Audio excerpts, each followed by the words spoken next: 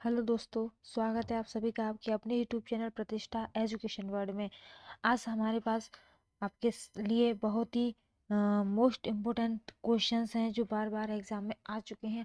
वही सारे क्वेश्चंस लिए हैं आज हमने, ज़्यादा नहीं, सिर्फ 20 क्वेश्चन, और 20 क्वेश्चन ऐसे हैं जो बार बार एग्जाम में आ चुके हैं, हर बार एग्जाम में आए हैं, किसी न किसी एग्जाम में ज़रूर आए हैं। तो स्टार्टिंग से लेकर लास्ट तक एकदम कॉन्सेंट्रेट बना करके हमारे साथ बने रहिए।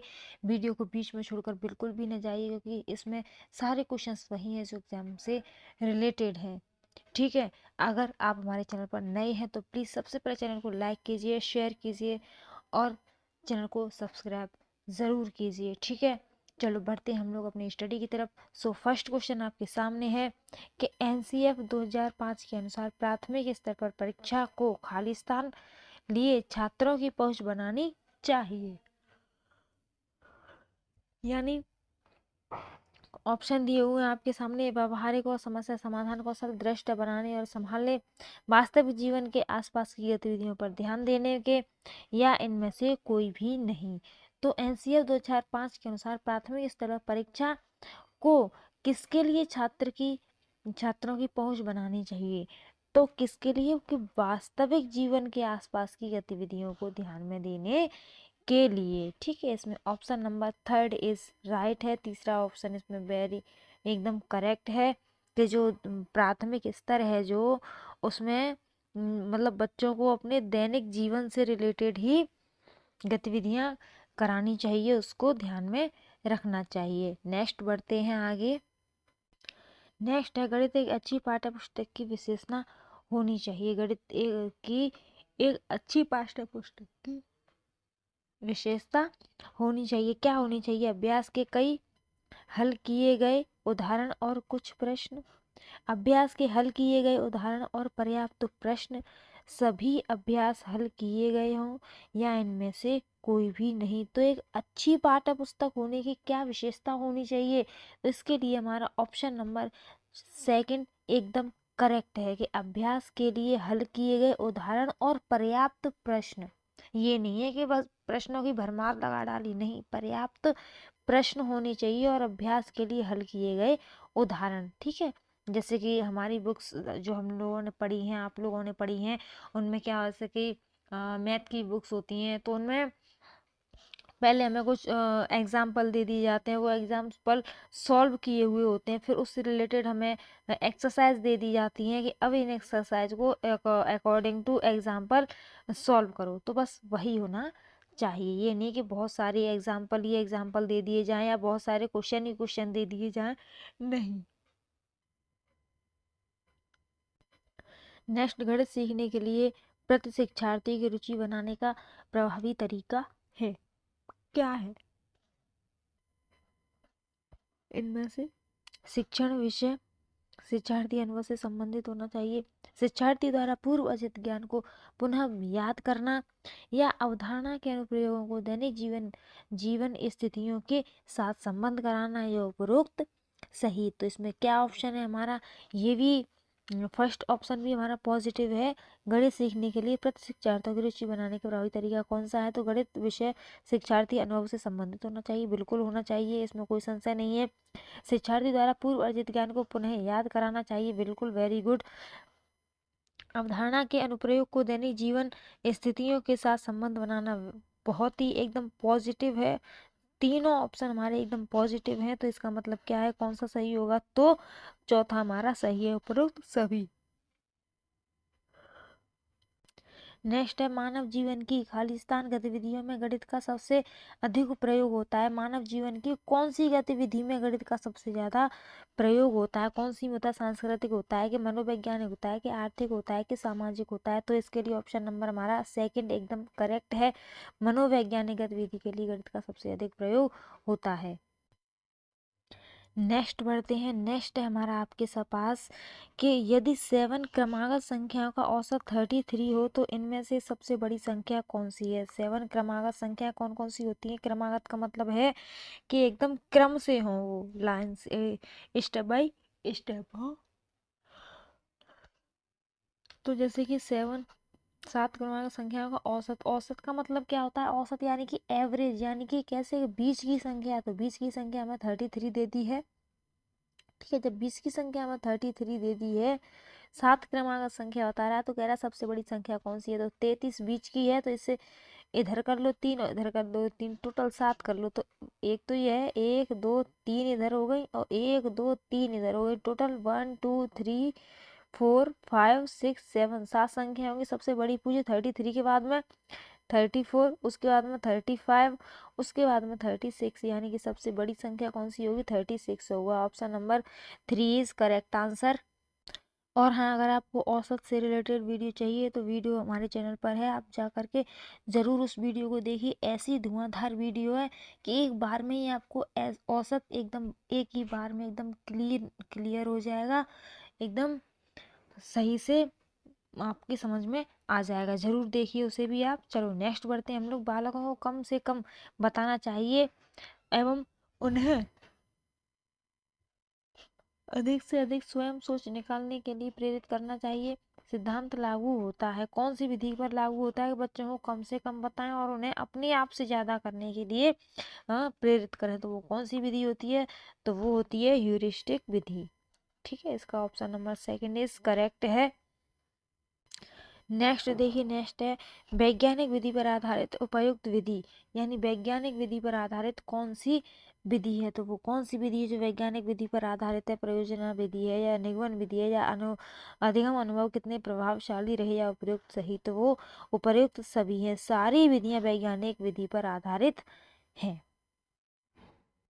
नेक्स्ट हमारे पास कि निम्नलिखित में से कौन सा सिद्धांत प्रयोजना विधि का नहीं है? तो कौन सा सिद्धांत प्रयोजना विधि का नहीं है? क्रियाशीलता का सिद्धांत, वास्तविकता का सिद्धांत, मूल्यांकन या उपयोगिता? तो कौन सा सिद्धांत है? क्वेश्चन नंबर 8 के लिए हमारा option number 3 is correct answer, यानी कि मूल्यांकन। ये हमारा एकदम करेक्ट आंसर है। ऑप्शन नंबर 3 हमारा एकदम करेक्ट है। इसके लिए सिद्धांत प्रयोजना वास्तविक विधि नहीं है, तो वो कौन सी नहीं है? वो मूल्यांकन विधि नहीं है। नेक्स्ट क्वेश्चन है, गणित की कक्षा में मंद बुद्धि या तीव्र बुद्धि दोनों तरह के छात्रों को अभ्यास कार्य में व्यस्त रखने के लिए शिक्षक को किस क्रम से अभ्यास कराना चाहिए? यानी कि कक्षा में मंद बुद्धि बालक भी होते हैं और कुछ तीव्र बुद्धि बालक भी होते हैं, तो हमें कक्षा में मतलब किस तरह से उन्हें पढ़ाना चाहिए? तो इनमें से कौन सा तरीका हमारा एकदम सही होगा कि अज्ञात से ज्ञात की ओर पढ़ाना चाहिए, या सरल से कठिन की ओर पढ़ाना चाहिए, या कठिन से सरल की ओर पढ़ाना चाहिए, या उपरोक्त सभी? तो हमें किस तरह से पढ़ाना चाहिए? हमें सरल से कठिन की तरफ पढ़ाना चाहिए। ठीक है, बच्चे क्लास में दोनों तरह के होते हैं, मंद बुद्धि भी होते हैं और तीव्र बुद्धि भी होते हैं, तो हमें किस तरह से उन्हें पढ़ाना चाहिए, किस तरह से कार्य कराना चाहिए? सरल से कठिन की ओर कराना चाहिए। नेक्स्ट क्वेश्चन है, जिस विधि से पहले उदाहरण बाद में नियम बताए जाते हैं वह विधि कौन सी? कौन सी विधि से पहले उदाहरण को बताया जाता है बाद में नियम को बताया जाता है? तो वो कौन सी विधि है? वो आगमन विधि है या निगमन विधि है या समस्या समाधान विधि है या ह्यूरिस्टिक विधि है? तो वो कौन सी विधि है? वेरी वेरी वेरी इंपॉर्टेंट है, वो है आगमन विधि। आगमन विधि हमारी क्या कहती है कि पहले उदाहरण बताना चाहिए, उसके बाद में हमें नियम बताना चाहिए। क्वेश्चन नंबर 11 है, जिस विधि से पहले नियम बाद में उदाहरण बताए जाते हैं वो कौन सी होती है? तो वो हमारी निगमन विधि होती है। ठीक है, जिसमें पहले नियम बताया जाए वो निगमन, जिसमें पहले उदाहरण बताया जाता है वो आगमन। नेक्स्ट क्वेश्चन है, गणित विषय को सभ्यता व संस्कृति के आधार पर किस गणितज्ञ ने बताया है? किसने बताया है संस्कृति का और सभ्यता का दर्पण? हार्वे ने बताया या न्यूक्लियर ने बताया या प्लेटो ने बताया या अरस्तु ने बताया है? तो ये किसने बताया है? ये बताया है हमारा आपका हार्वे ने। इसमें ऑप्शन नंबर 12 के लिए ऑप्शन नंबर फर्स्ट हमारा एकदम करेक्ट आंसर है। नेक्स्ट क्वेश्चन नंबर 13 क्या कह रहा है, गणित के किस शाखा के शिक्षण का परम उद्देश्य है कि छात्रों को सावधानी पूर्वक तर्क करने की सक्रिय शक्ति का प्रशिक्षण। यह जो किस गणित की किस शाखा के शिक्षण का परम उद्देश्य रहा है? किसका रहा है? अंकगणित का रहा है कि बीजगणित का रहा है कि ज्यामिति का रहा है या तीनों का ही रहा है? तो इसका बेस्ट ऑप्शन कौन सा है? वो है ज्यामिति।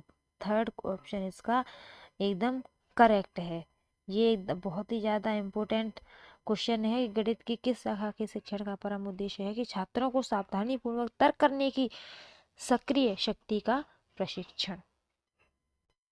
नेक्स्ट क्वेश्चन नंबर 14 आपकी स्क्रीन पर है कि गणित की पाठ्य पुस्तक में विषय वस्तु का संगठन होना चाहिए। छात्र के अनुसार होना चाहिए, शिक्षक के अनुसार होना चाहिए, विभाग के अनुसार या स्कूल के अनुसार होना चाहिए। तो गणित की पाठ्य पुस्तक की विषय वस्तु का संगठन किसके अकॉर्डिंग होना चाहिए? तो वो छात्र के अकॉर्डिंग होना चाहिए। ऑप्शन नंबर ए एकदम करेक्ट आंसर है।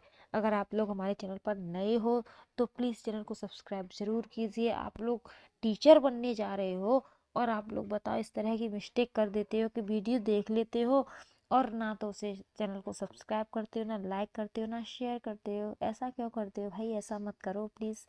हमें सपोर्ट कीजिए। मुझे आपके सपोर्ट की बहुत ज़रूरत है। आप लोग सपोर्ट करोगे तभी तो मैं आप लोगों के लिए कुछ कर सकूँगी। इस तरह का मटेरियल ढूंढना पड़ता है, बहुत कुछ करना पड़ता है। प्लीज़ आप मेरी हेल्प कीजिए, मैं आपकी हेल्प करूँगी। ठीक है, चैनल को सपोर्ट जरूर कीजिए, लाइक कीजिए, कमेंट्स कीजिए और शेयर ज़्यादा से ज़्यादा कीजिए। चलो बढ़ते हैं आगे। अब आए क्वेश्चन नंबर 15 पर। क्वेश्चन नंबर 15 क्या कह रहा है? गणित से संबंधित एलिमेंट्स नामक पुस्तक के लेखक कौन थे? यानी कि गणित की एलिमेंट्स नामक पुस्तक किसने लिखी है? किसने? यूक्लिड ने, प्लेटो ने, महावीराचार्य या अरस्तु ने? तो यह पुस्तक यूक्लिड ने लिखी है। बहुत ही इम्पोर्टेंट है ये। इस तरह के क्वेश्चन एग्जाम में हर बार आ रहे हैं, इसलिए प्लीज़ ध्यान से देखिए, ध्यान से पढ़िए और बिल्कुल भी चूकिएगा मत। नेक्स्ट है मानसिक, शारीरिक और सामाजिक विकास के लिए सर्वश्रेष्ठ विधि कौन सी है? खेल विधि है, आगमन विधि है, निगमन विधि है, संश्लेषण विधि है? तो मानसिक, शारीरिक और सामाजिक विकास के लिए सबसे बेस्ट विधि कौन सी है? वो है खेल विधि। Option number A is correct answer. Question number 7 है ज्यामिति की समस्याओं को हल करने के लिए सर्वोत्तम विधि कौन सी है? ज्यामिति की समस्याओं को हल करने के लिए सबसे बेस्ट विधि कौन सी है? तो वो है हमारी विश्लेषण विधि। Option number D. Option number 4 हमारा एकदम करेक्ट आंसर है कि विश्लेषण विधि ज्यामिति की समस्याओं को हल करने के लिए सर्वोत्तम विधि है। नेक्स्ट क्वेश्चन है शून्य की खोज किसने की? सबसे पहले शून्य की खोज किसने की? ब्रह्मगुप्त ने, आर्यभट्ट ने, अरस्तु ने या बारहमीर ने? ये एक ऐसा क्वेश्चन है जो कि बार बार आता है और बार बार बच्चे इसमें मिस्टेक्स कर देते हैं कि शून्य की खोज सबसे पहले किसने की। और नेक्स्ट क्वेश्चन और भी है। दोनों क्वेश्चन एक दूसरे से मिलते जुलते हैं लेकिन दोनों के आंसर में जमीन आसमान का अंतर है। तो पहले हम इसको देखते हैं, शून्य की खोज सर्वप्रथम किसने की? तो इसके लिए ऑप्शन नंबर हमारा सेकंड एकदम करेक्ट है। आर्यभट्ट ने शून्य की खोज की। नेक्स्ट क्वेश्चन देखते हैं। नेक्स्ट है शून्य का प्रयोग सबसे पहले किसने किया था? अभी हमारा क्वेश्चन क्या था?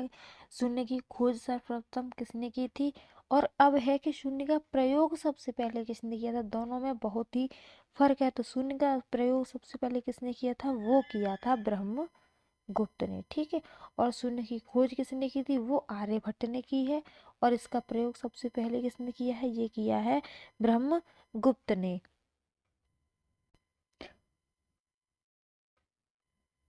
और बस ये रहा लास्ट क्वेश्चन आज की वीडियो का कि गणित में हासिल लेने की प्रक्रिया की खोज किसने की? ब्रह्मगुप्त ने, श्रीधर ने, आर्यभट्ट ने या अरस्तु ने? तो हासिल लेने की प्रक्रिया की खोज सबसे पहले श्रीधर जी ने की।